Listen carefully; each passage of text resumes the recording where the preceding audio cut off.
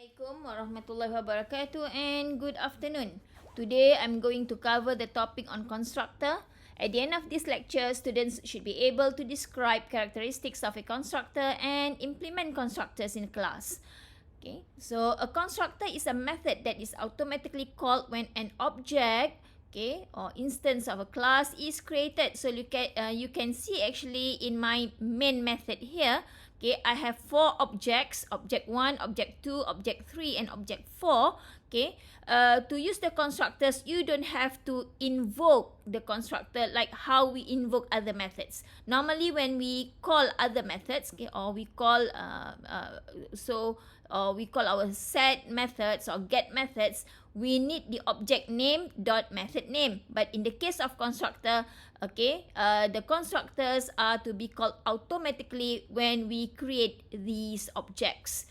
Okay, next, constructors are used to initialize the fields, yeah, or attributes in our class. So we want to assign values. Okay, we want to assign initial values to our instance fields. Okay, so in this case, we are supposed to assign values to attribute 1 and attribute 2 that I have already declared in line 23 and line 24.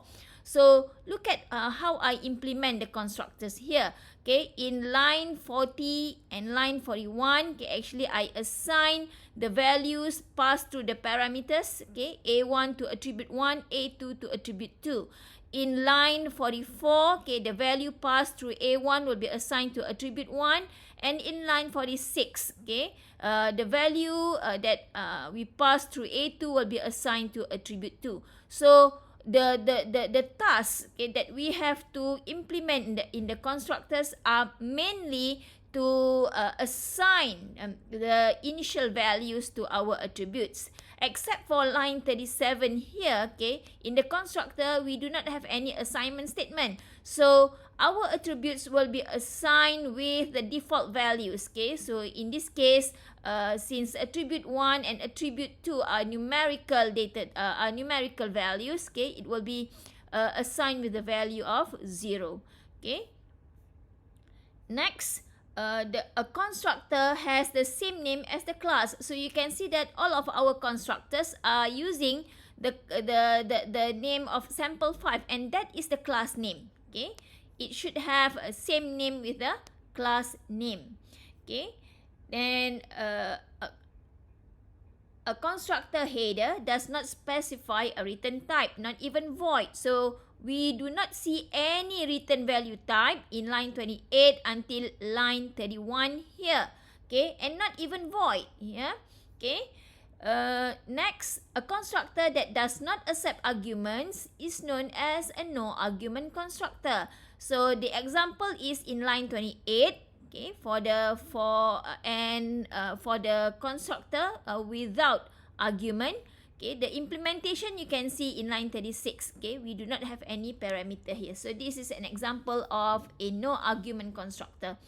Okay, then a constructor can accept arguments. So we have variations here. Okay, in line 36, okay, it is a no argument constructor. Line 39, okay, for the constructor with 2 arguments, 1 double, 1 integer. Line 43, okay, it will accept 1 double argument. And line 46, okay, the constructor will accept an integer value. Okay, so when you run this program, you will see the output accordingly. Okay, like in object 1, the value in the attribute 1 should be 0. Same thing to attribute 2. Okay, and in line 65, okay, until line 66, okay, so this actually is object 2. Okay, so you will see the output for the respective attributes similar to line 68, 69. That is for object 3. So we know that object 3, okay, will actually use the constructor that will accept 1 single integer. Okay, and in for object 4, okay, it will find the constructor that will accept 1 double value. Okay, so when you run this program, look at the output carefully. Okay, object 1 both zeros, object 2, okay, these are the values that we passed through the parameters just now, two arguments, one double, one integer. Okay, in object 3, okay, only the attribute 2 will be assigned with the value passed to the parameter, that is 100, and attribute 1 will be assigned with the default value, that is 0. Okay, and for object 4, okay, it will use the value of 22.5 passed to the parameter, okay, and attribute 2 will be assigned with the default value, that is 0. Okay, so that is the end of my lecture on constructor. Thank you.